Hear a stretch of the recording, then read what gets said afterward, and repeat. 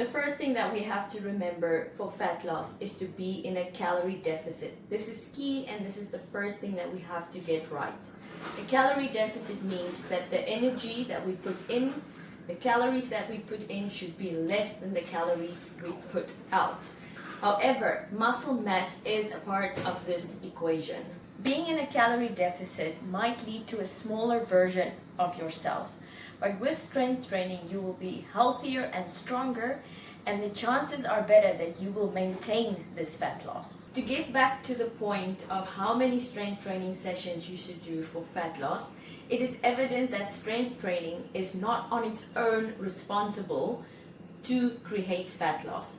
And if you do strength training, it is not only for fat loss. Some of the factors that you should take into consideration for how many times per week you should be training.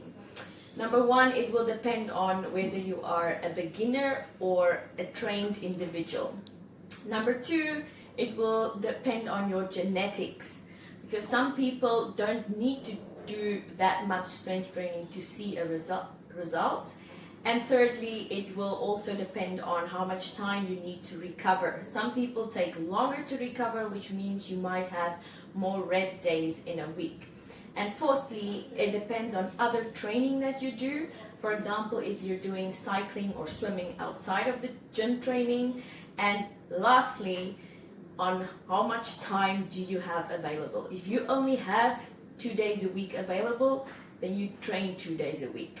So my answer would be, based on the above points, train as often as you can.